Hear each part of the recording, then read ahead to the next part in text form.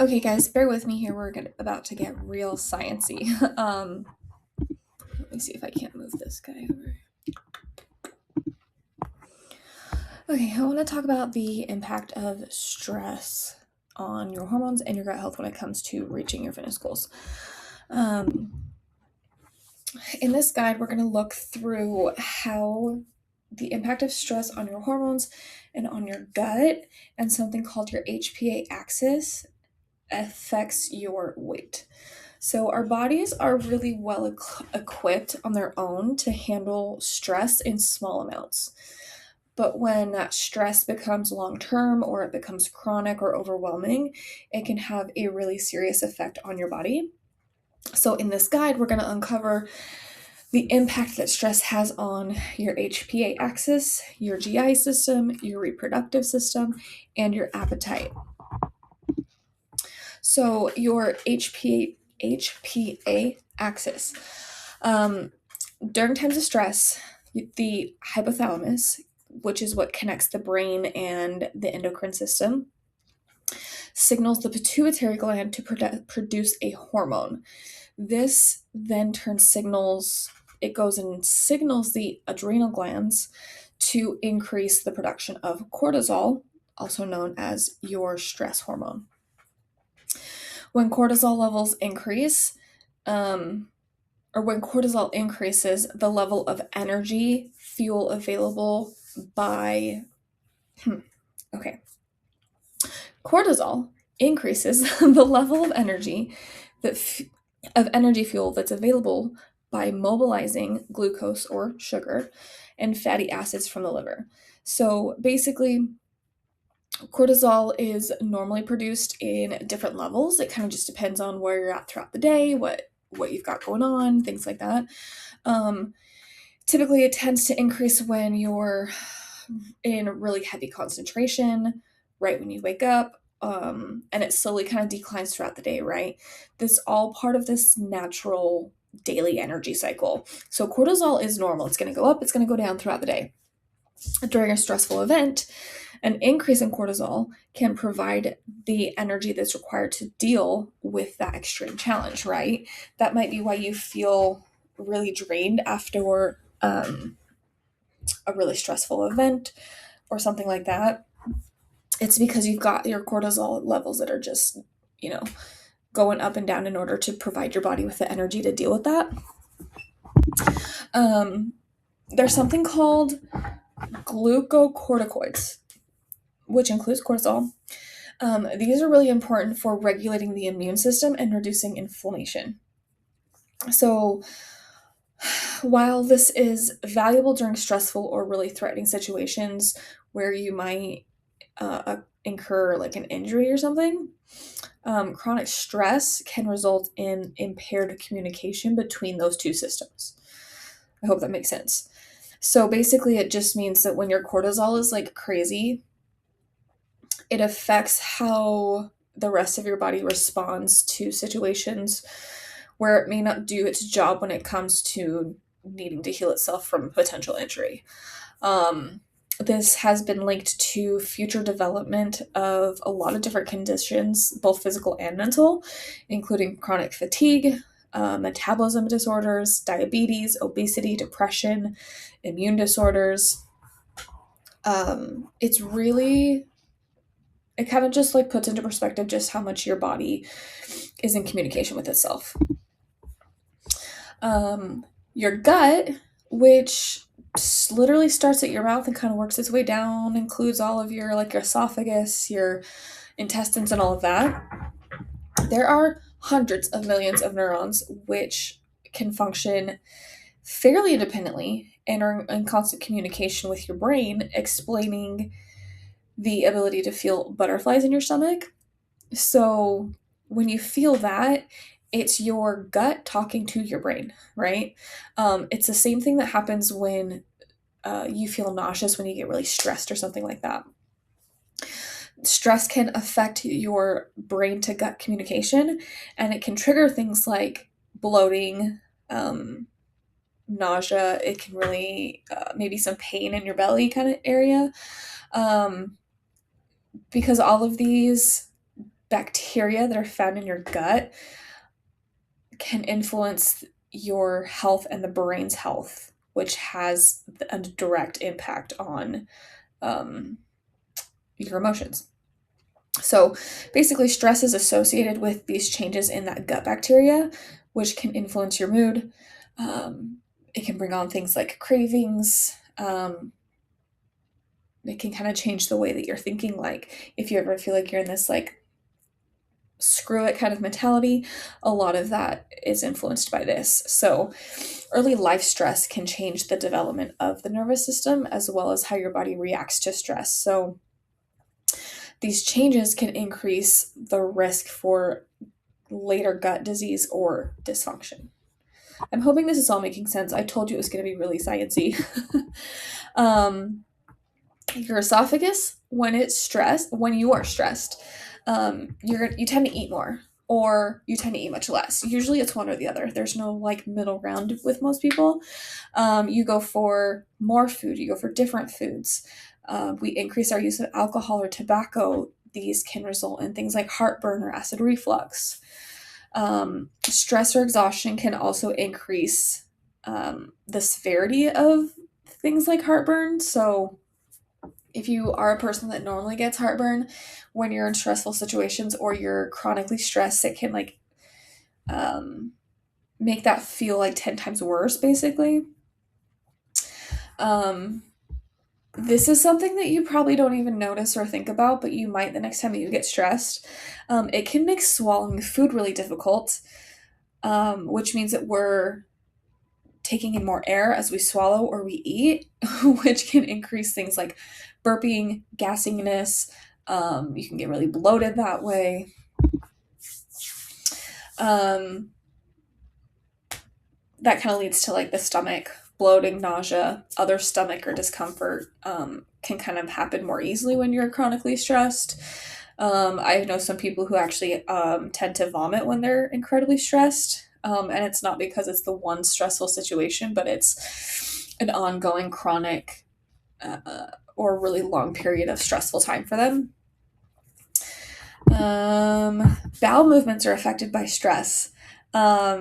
Stress can make that pain and bloating or discomfort kind of come out in your bowels, if that makes sense. Basically, it can really affect how quickly or not quickly food moves through your body. So it can basically be the cause of diarrhea or constipation. Sometimes this causes really painful bloating because of the constipation or really sudden urges to need to use the restroom. Stress can affect your digestion and what nutrients the intestines actually absorb. Therefore, gas production is directly related to nutrient absorption that may increase. Stress is something that is really important for people who have any sort of chronic bowel disorder to avoid. If you struggle from IBS or Crohn's disease, something like that, it may be due to the gut nerves being more sensitive, and those changes in bacteria make you more sensitive, and it kind of controls how fast food moves through your gut and stuff like that.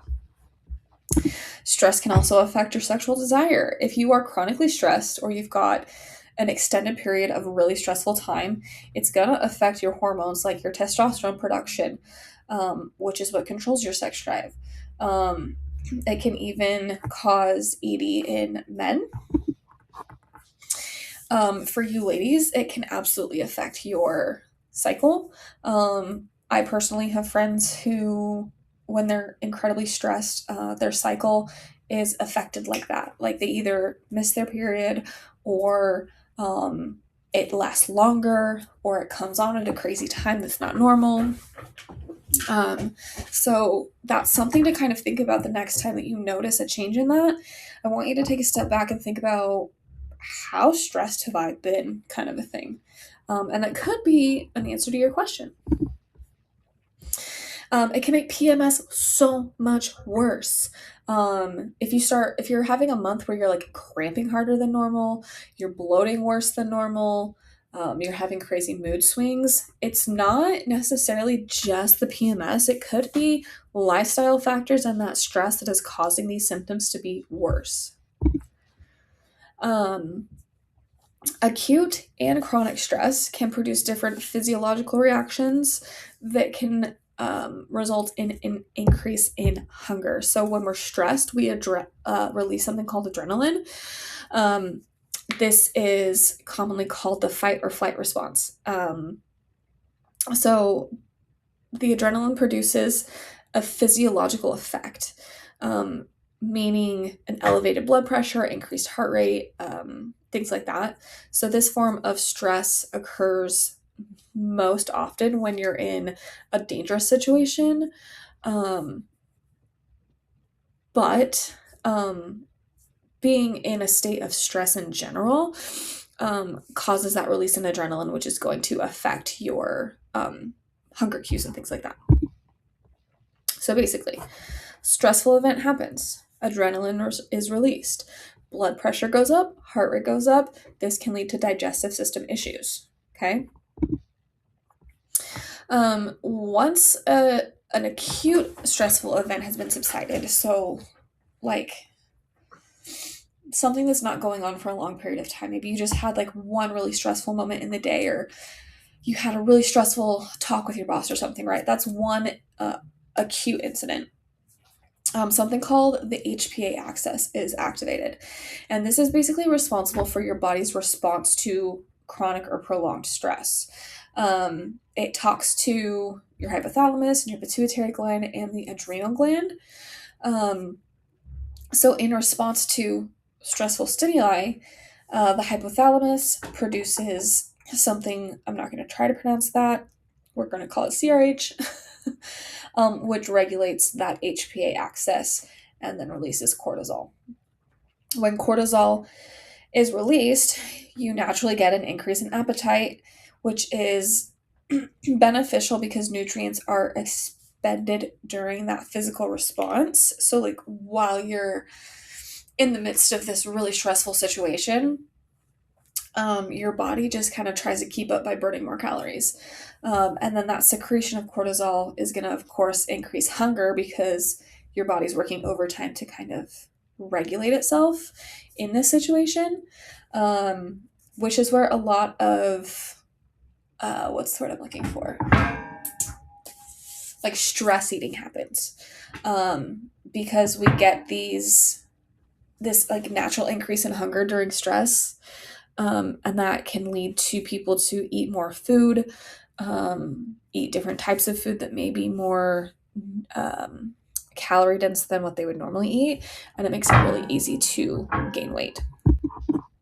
Okay, go back. So this HPA axis in your brain, it releases something called CRH into the hypothalamus. Cortisol is released. Your appetite and hunger naturally increase. This is why it's really important to control your stress levels, and it's one of the first things that I ask everybody when we're starting a program is what their stress levels look like, and it's one of the first things that we work on regulating. You don't really need to know this. Feel free to read through this one. I mean, you need to know it, but I'm not going to go over it. Okay, cortisol is produced in the adrenals, your adrenal gland. This is specifically known to stimulate appetite and hunger. And it's thought to be especially important after that fight or flight situations in order to replenish calories that are used up during that stressful event. Cortisol is involved in the metabolism of carbs, protein, and fats. It's basically your body's main glucocorticoid. I can never say that. Which is that primary hormone that's involved in stress regulation. So, basically what the point of this is that your cortisol secretion and the HPA axis in your brain, they talk together and they're directly correlated. So it's really important that you pay attention to when you're in those stressful situations and you start to get these, like, your brain telling you that you're hungry or something like that. Take a step back, try to calm down, and think about, okay, am I actually hungry, or is this my body's way of telling me that I just had a really stressful event happen and now I need to replenish? Okay. You can read through these as well. These ones tongue tie me so much that I'm not even going to try to read them.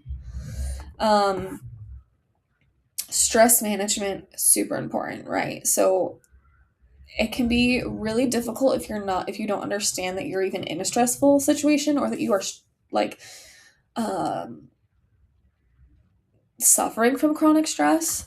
So it's really important that you really focus on maintaining really healthy social support, um, talking with friends and things like that, engaging in regular physical activity, making sure you're getting enough sleep at night, ideally no less than 7 to 8 hours, and then you're eating a balanced diet. Because all of these approaches have really important benefits to your physical and your mental health and the way that your body responds to stress. So, the better rested you are, the healthier conversations that you have, and you get things off your chest and things like that, it allows your body to regulate and function better when you get those into those stressful situations, instead of almost like you're setting your body into overload because you're already holding so much in. So, that one, again, very sciencey. Feel free to read through some of those, and we'll go for, if you have any questions, let me know. But yeah, we'll see you in the next one.